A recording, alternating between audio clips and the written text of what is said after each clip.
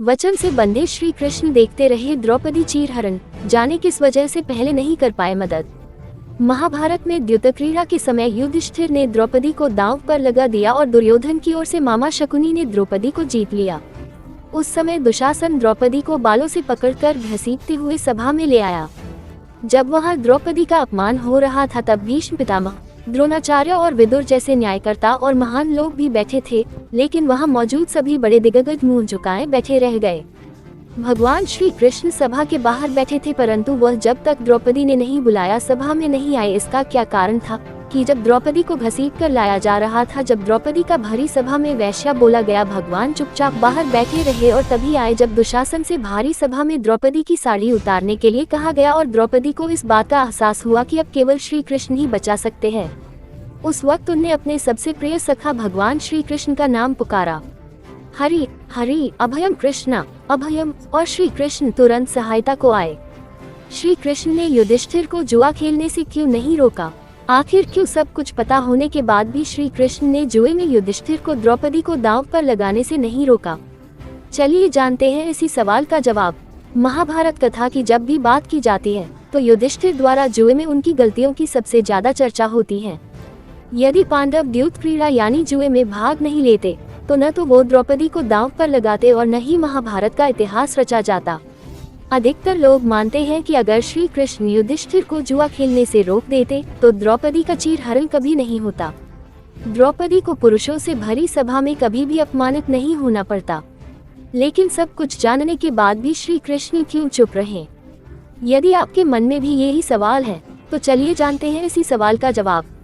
पौराणिक ग्रंथों में बताया गया है कि श्री कृष्ण सभी पांडवों से बेहद प्रेम करते थे, लेकिन कभी भी उन्होंने किसी पांडव को कर्म करने से नहीं रोका। युधिष्ठिर को धर्म और कर्म दोनों का ज्ञान था, इसलिए वो कभी झूठ नहीं बोलते थे।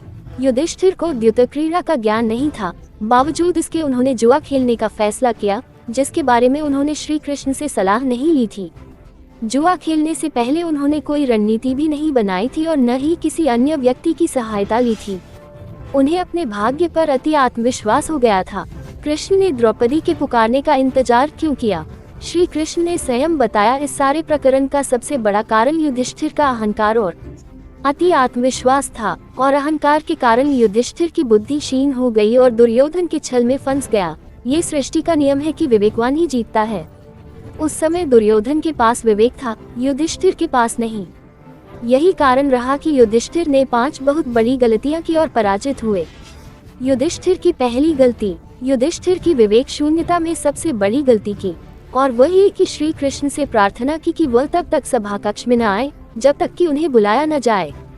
युधिष्ठिर को पता था कि जुआ एक बुरा खेल है। उन्हें डर था कि यदि श्री कृष्ण को पता चल जाएगा कि वो जुआ खेल रहे हैं तो वो उन्हें जरूर रोकेंगे।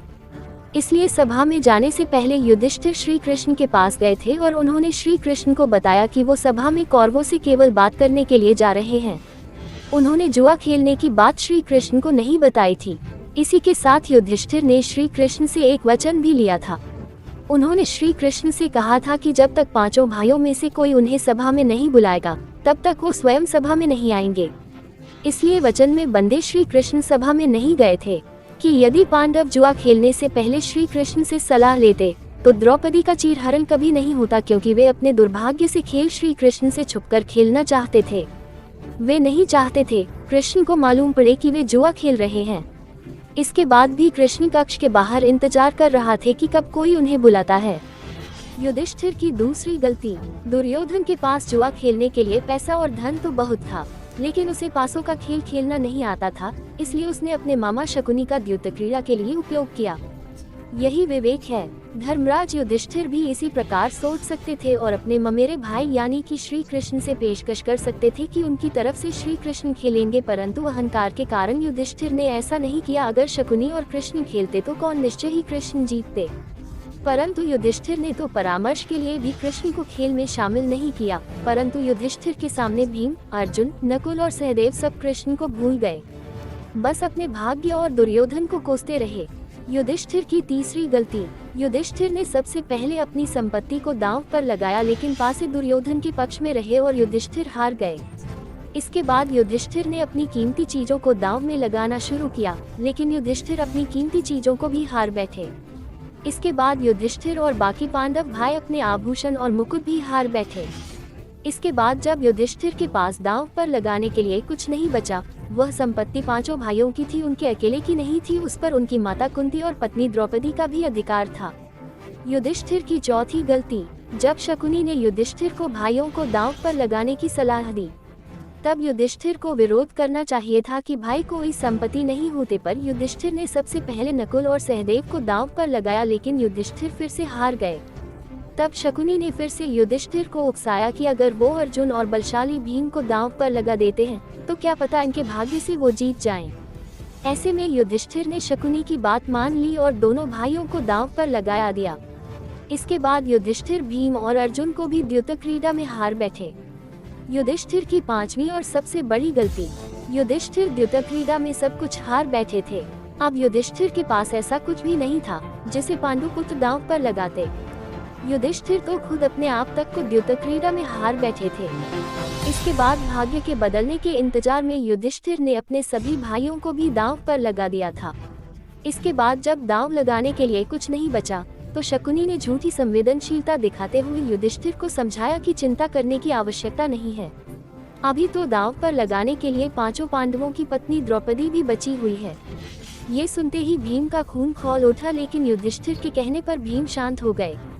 जब दुर्योधन ने पांडवों को सदैव अच्छी किस्मत वाला बताते हुए द्रौपदी को दांव पर लगाने को प्रेरित किया और जीतने पर हारा हुआ सब कुछ वापस कर देने का लालच दिया, तो फिर उसका अहंकार जागा और विवेकहीन हो गया और दुर्योधन की बातों में आकर न ही भाइयों से परामर्श किया, न ही श्री कृष्ण को बुलाया और द्रौपदी को अपनी संपत्ति समझकर दांव पर लगा दिया। स्त्री किसी की संपत्ति नहीं होती। महाभारत के युद्ध की संरचना में युधिष्ठिर की भी बहुत बड़ी भूमिका रही। उन्हीं के कारण द्रौपदी का वस्त्र हरण और पांडवों को 13 वर्ष का वनवास हुआ।